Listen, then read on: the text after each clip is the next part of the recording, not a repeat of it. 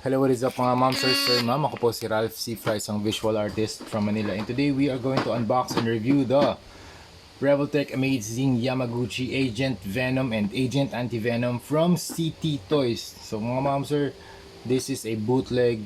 This is a knockoff. This is a KO. Hindi siya original, hindi siya authentic, okay? So CT Toys is a bootleg company na gumagawa ng mga copies ng Revoltech Amazing Yamaguchi Mafex. Try to search them dito sa Shopee. CT Toys Wolverine, yun yung mga makikita nyo ngayon kasi up siya for pre-order for around $20 or 1,100 pesos. Yan, CT Toys Wolverine, and meron sila mga Spider-Man. Okay, Spider-Man. Meron din silang Tobey Maguire, Andrew Garfield, marami.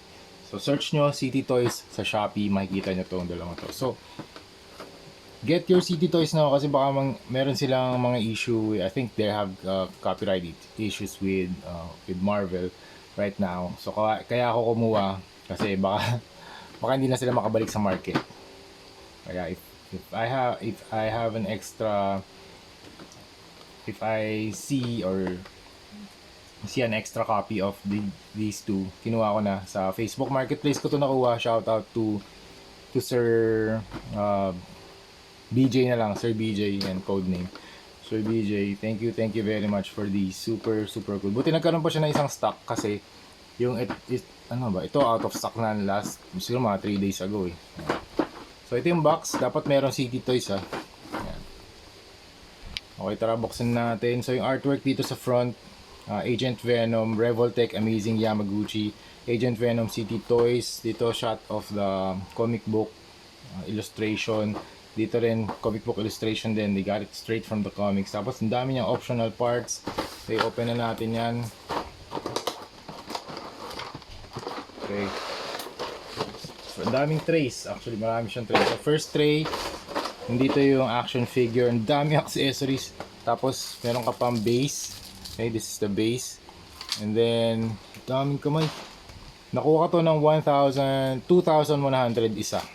Ay, 2,100 dalawa na pala. Set na. Okay? Set na siya.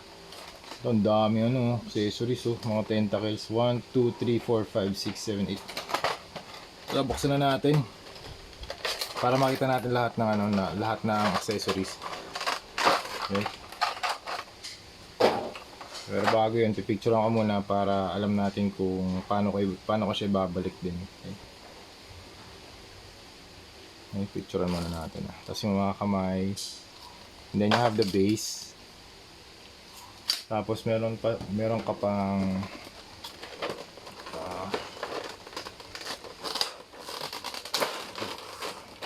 dami accessories, grabe. Sobrang dami. Kailangan. Okay, resume tayo. Okay, out of the packaging, ito si Agent Anti-Venom, and this is Agent Venom. Grabing ganda. Medyo meron siyang weight kasi last time na experience ko yung Deadpool and Wolverine na Revoltech. Medyo magaan sila and they're very flimsy. Ngayon, very ayos yung joints, tight, hindi siya super tight.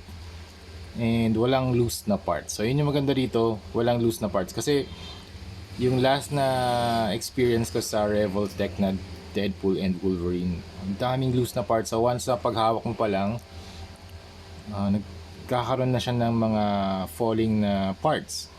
Hindi maganda yung pagka-tight ng joints niya. Pero this time, sineset ko lang yung alignment ng mga joints dito. Okay? Para sa review natin yan. So if you curl your arms, if you flex your biceps, dapat nakatapat yung joint na to.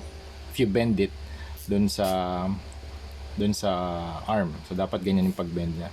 So yun lang, di lang naka-align yung joint, pero very minimal lang naman yun. Isisentro mo lang naman din. Pero out of the box, ito yung appearance niya. Very clean build, very solid na plastic yung ginamit din. And ito, soft plastic yung ginamit dito sa shield and the rest of the body. Tapos yung kanyang texture dito, mix siya ng gloss and matte. So matte yung kanyang pants or cargo pants or military pants. And then you have gloss areas here sa shin or sa knee armor, sa shin armor, and dito sa body armor with the massive spider logo dito sa kanyang chest. Very, very cool. In terms of yun nga, build, very solid. Very solid silang dalawa. Walang loose joints. And merong weight. Kasi yung ibang Revoltech na fake, talagang sobrang gaan. This one, medyo mabigat siya. Feels nice to hold. Okay? Alright, start na tayo kay Agent Venom. In terms of appearance, ang color palette niya, mostly black, dominant black. Tapos may mga accents ng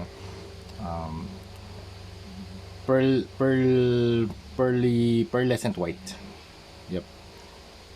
Para siyang white na metallic white. Yan. Ganda ng pagka-paint dito. Paint application is very nice. Wala naman ako nakikita mga overspray. Konti lang, silver. Ito may mga linings dito, may mga trim na white. And then mostly black yung kanyang color or color palette. This one, Agent Anti-Venom, is the entire opposite. This one mostly white naman siya with black accent. So opposite silang dalawa. In terms of height, teka, measure natin. This one stands around mga 6 inches tall. Okay? Yung width niya mga 3.5 inches. Okay? Tapos sa likod, yan, sabay na natin i-review. Dito kay Agent Venom, you have the metallic na part or glossy part dito. This one, glossy part din. Yung color palette nito, metallic white din yung ginamit. May shine, so I think they sprayed silver muna and then white para magkaroon ng sheen dun sa color. Ito, very matte yung finish. This one is very glossy. Pati dito sa body armor niya sa chest. Tapos meron lang din mga trim ng black. Combination din siya ng silver. And may silver din pala dito sa side. Okay? And parang gunmetal. Dito sa mga buckles din, you have the gunmetal color. And then you have the head. Sa head naman, you have white here, white outline. Dito naman all black. Sa kanyang head design, meron din mga wrinkles dito on top of the forehead. So may forehead sa pagitan ng eyes niya. And then you have the nose and the chin. Very nice sculpt. And then meron din tong additional head sculpt. Ito, replace natin. Angas nung design nito. Look at that. The Venom head. Replace na natin. Para mas maangas yung yung Venom head eh. Okay. Madali lang naman tanggalin yung madali lang naman tanggalin yung head niya. Okay. Medyo nakakatakot lang to. Pop-up kaya to. Nakapasok na. Okay, nakapasok na. Very nice Venom head. Look at that. Ganun pala yung joints ng Revoltech, naka-bend. Hindi siya straight. Ayan.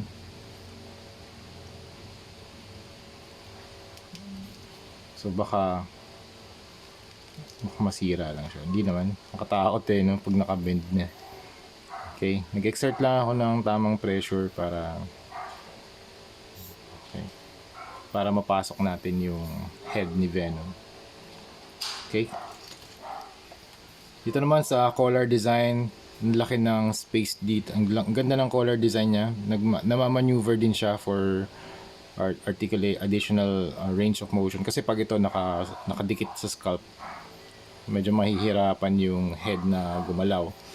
Okay, and then you have here yung kanyang mga straps. Meron din mga silver na straps dito. Dito naman black lang. Tapos medyo combination din. Meron din pala siyang gunmetal dito. So you have the belt, the straps, the pouches. Same lang yung design. Iba lang talaga yung colorway nila. Parehong-pareho lang. So you have the pouches here. Ito gray.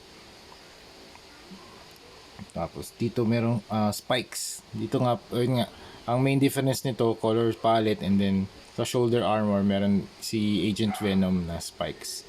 1, 2, 3, 4, 5, 6 na spikes on each. Tapos dito rin sa kanyang gauntlet, meron din.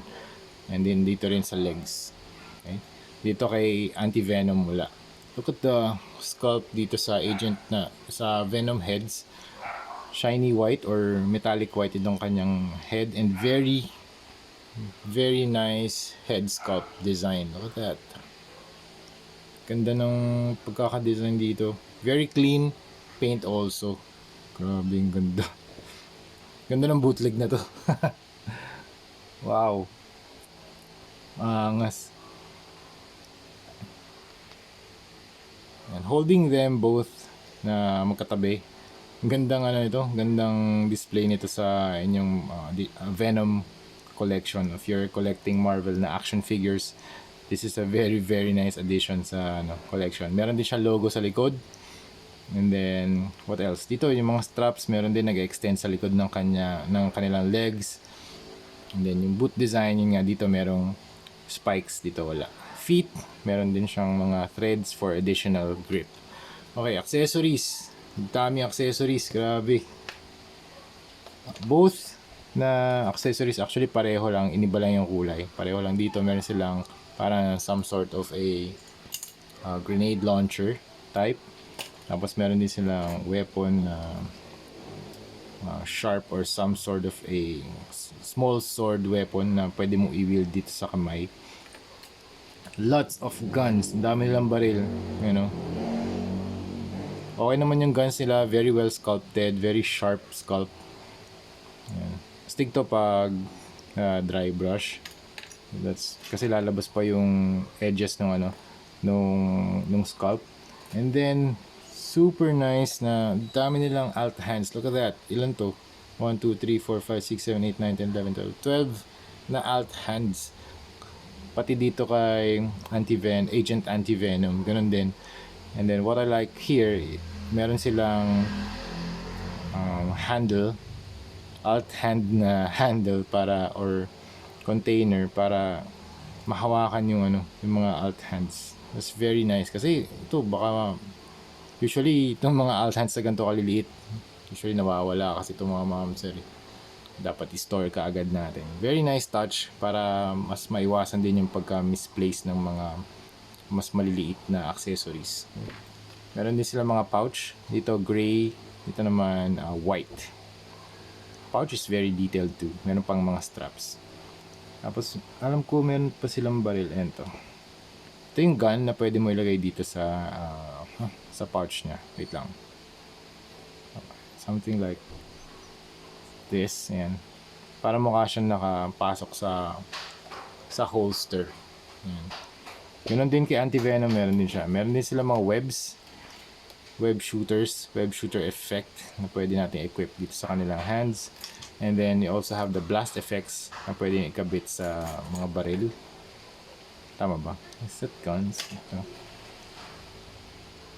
Paano nga pa i-equip to? Okay. Oo, tama. Ito. Yan. Something like this. Tapos yung mga ito maganda, yung tentacles niya talaga. Sobrang ganda nito. So you have 1, 2, 3, 4, 5, 6, 7, 8. 8 na tentacles na pwede natin ikabit sa likod ng action figure. So kay Agent Venom black, dito naman kay Agent Anti-Venom, it's white. Yan. Adjust natin yung camera. So kakabit ko muna yung mga tentacles, tapos balikan ko kayo. Alright, articulation tayo mga mamsir. Head up. Okay, wait lang Okay, up, down, ikot. Okay, 360 pwede. Pwede rin 360 yung color. Yeah, I think the articulation is the same dito kay Agent Venom. Shoulders can move. This one can move out. Bicep na rotation. Double jointed na elbow. Ball joint yung kamay. You can ab crunch and do the ab crunch. Do some ab crunches that far. Stretch that far. Meron lang konting gap. Well, medyo malaking gap dito. Tapos twist 360 pwede. Okay. Pwede. Tapos sa paa, pwede rin ito magalaw. Nasa ball joint din yung mga belt. Hindi siya authentic, sir. Sir John Darrell Gavia. Hindi siya authentic, sir. This one is the CT Toys version. Okay. Tapos, legs can move. Meron bang joint? Cut dito. Ayan, meron din cut dito sa thighs. So, you can rotate. Okay, up. Tapos, double jointed yung kanya. Oh, very nice. Double jointed yung knees. Tapos, pwede rin ito ma-move. Itong kanyang legs down. And then, yung ball joint itong paa. Then, meron din to articulation. Grabe ang ganda. May butterfly joints din. And then, you can also move these. Wow, grabe na distort na yung distort na yung kanyang body. Pero yun talaga yung strength ng Revoltech. And how do you post these things or the CT Toys? Syempre Revoltech yung original. This one is not original. This is the CT Toys one. So yan, move din to, yan. Yung part na to. Okay. So that's the articulation. I-equip lang natin yung kanyang guns and yung tentacles, then balikan ko kayo. Before I forget, meron din pala siyang mga alt na eyes na pwede niyong palitan. So you have white, green, and more. Ito mas wide yung white niya dito. Dito mas narrow. So yun, na-figure out ko din kung paano ko ilalagay ito. Yung pala, itong mas malaking, itong mas shorter na tentacle or symbiote na tentacle, idudugtong mo pala dito. Akala ko kasi ito ilalagay na kaagad dito, hindi pala. So meron siyang peg, pwede natin ipasok dyan. Okay. Tapos ito ilalagay natin dito sa likod, okay, kasi mas malaki yung peg hole niya rito. Ayan, something like that. So times 4, it will be something like this. Grabe, ang ganda.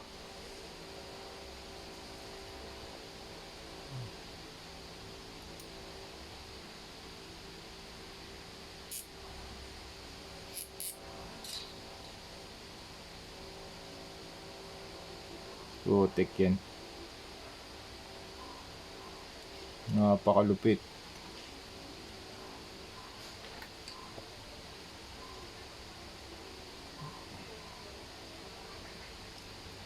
Grabe. This is it. Anti-venom.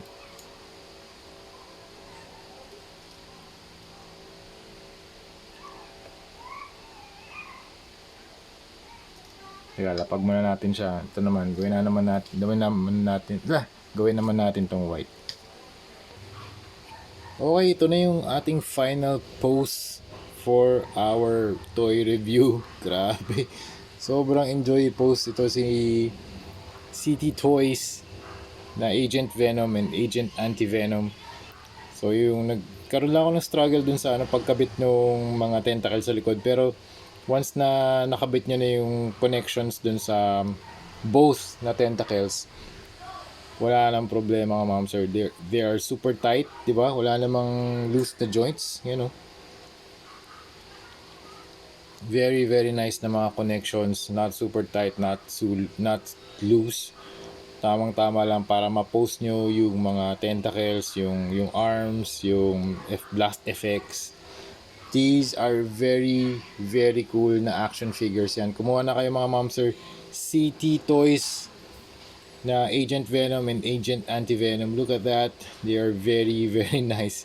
Lalo na pag magkatabi. Yan, no? Grabe, angas. Sobrang ganda. Grabe. Sarap i-post na ito. Grabe, nag-enjoy ako dito sobra. Ayan, ang gagawin natin dito ngayon, gagawa tayo ng custom repaint dito kay Agent Anti-Venom and Anti-Venom. Okay? So that's it mga ma'am sir. Thank you very much for watching and see you sa next video. Bye-bye!